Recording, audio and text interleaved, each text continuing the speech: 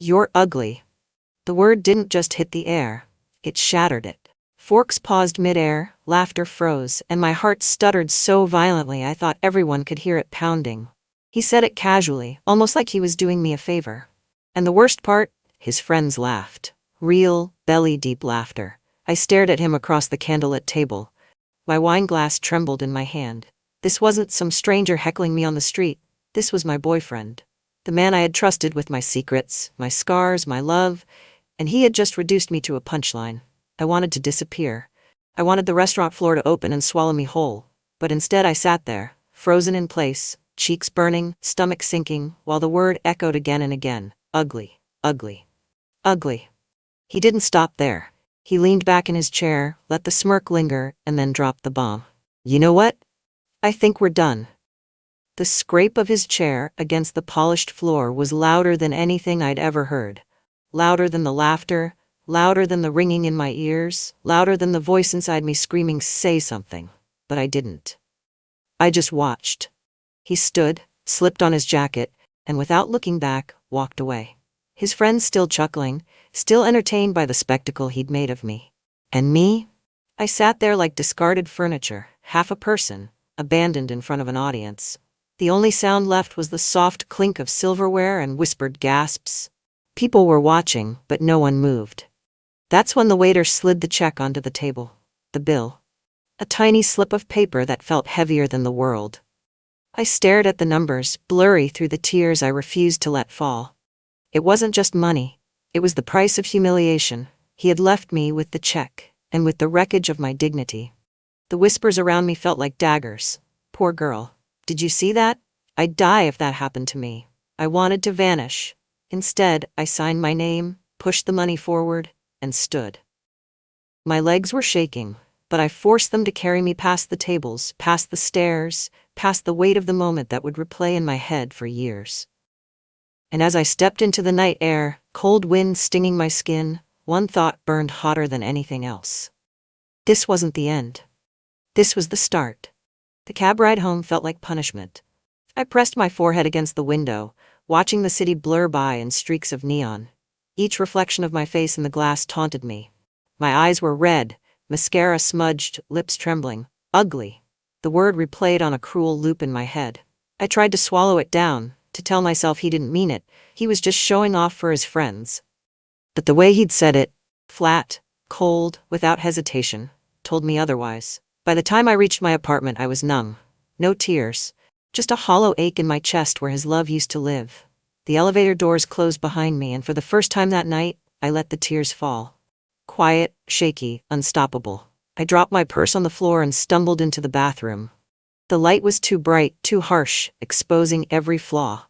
There I was, the girl he'd called ugly. I leaned closer to the mirror, scanning every feature, every line, every imperfection. My eyes weren't symmetrical. My nose had that tiny bump. My skin wasn't airbrush smooth. Was that what he saw when he looked at me? Had it always been there, hiding in plain sight, waiting for him to point it out? I pressed my palms to the counter, forcing myself to breathe. Then something shifted. A question cut through the fog. Why does his voice sound louder than mine? I had lived in this body, this face, for years. I knew every curve, every freckle, every scar. And yet, one word from him was enough to make me doubt it all. Maybe the problem wasn't my reflection. Maybe the problem was believing his. The next morning, my phone buzzed nonstop. Texts, missed calls, screenshots of group chats I wasn't supposed to see. Some messages dripped with pity. "Are you okay? I can't believe he did that." Others stung with judgment. I mean, he wasn't wrong though. Brutal, but honest. Even my so-called friends couldn't resist dissecting me like I was last night's gossip. I wasn't a person anymore. I was a story. A headline. A cautionary tale. One message stood out from the rest. It was from Maya, my best friend since childhood. "He's a coward, and you are not what he said. Call me when you're ready." I stared at her words until the letters blurred. In a sea of noise, hers was the only voice that felt like truth. But still, the doubt lingered. If enough people whispered the same thing, didn't it become reality? That night I dreamed of the first time we met. It was a coffee shop on a rainy afternoon. He had smiled at me like I was the only person in the room. I remember thinking, this is what it feels like to be seen. Back then, every word he spoke felt like a gift. He told me I was beautiful, special, different. I had believed him, because I wanted to. But now, replaying it, I saw the cracks I had ignored. The subtle digs masked as jokes, the times he teased me about my looks, my clothes, my weight. The way he always needed me smaller so he could feel bigger. It wasn't love. It was control.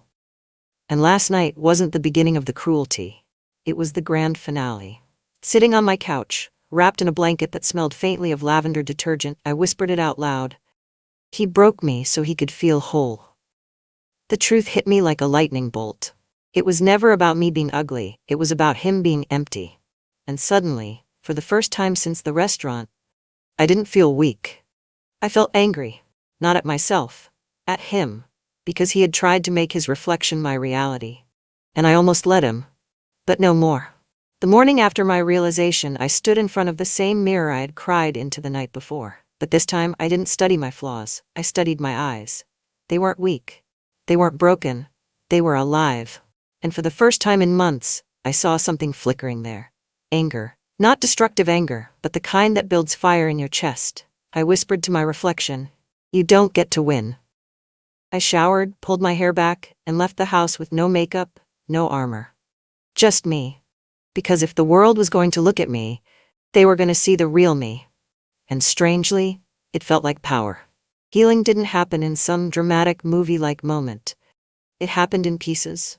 A smile from a stranger when I held the door open, finishing a work project early and feeling proud of it. Cooking myself dinner instead of skipping meals because I was too drained to eat. Tiny victories. But every time, I felt that flicker inside me grow stronger. I started running in the mornings, not to burn calories, but to hear my heartbeat pounding with life. I read books again, losing myself in stories where heroines didn't beg to be seen, they demanded it.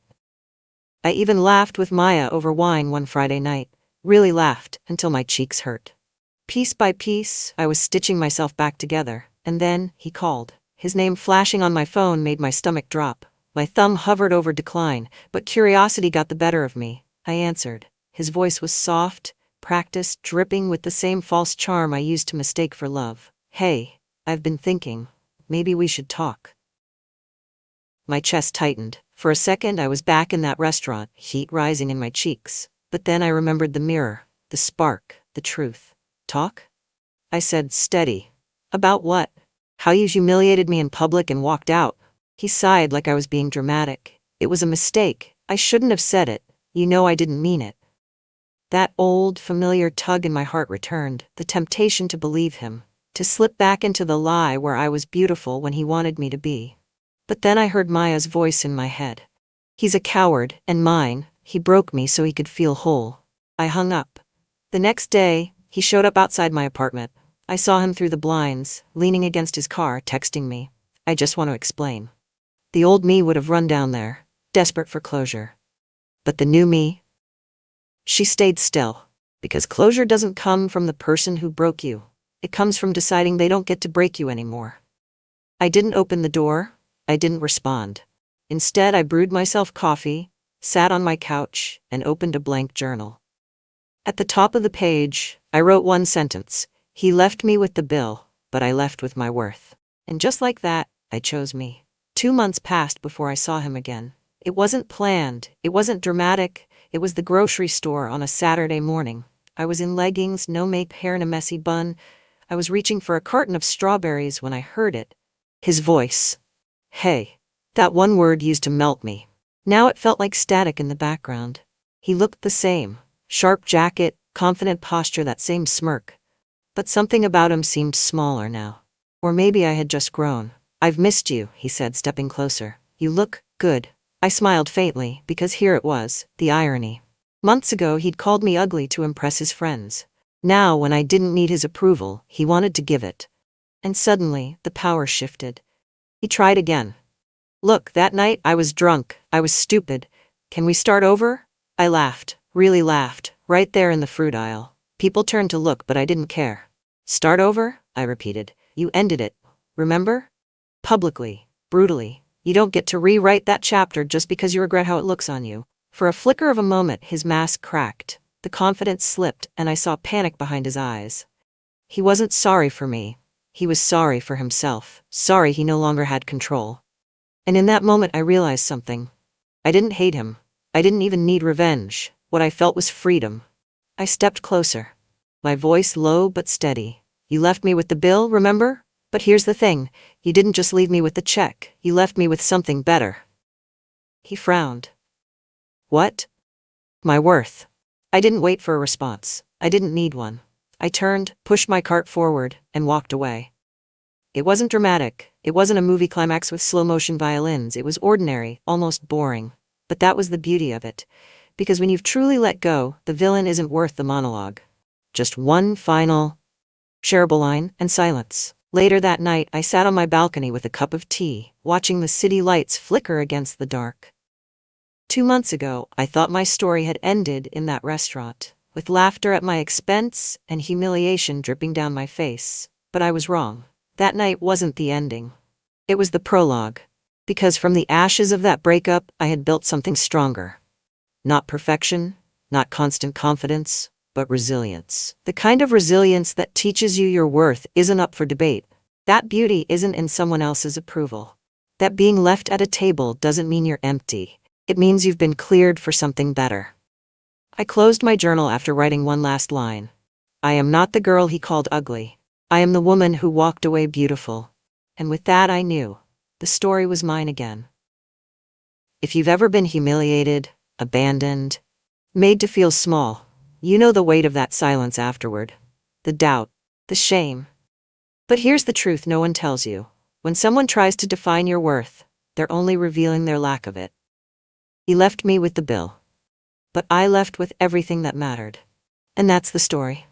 Thanks for listening. Hit the like button if you really like this story, and don't forget to subscribe.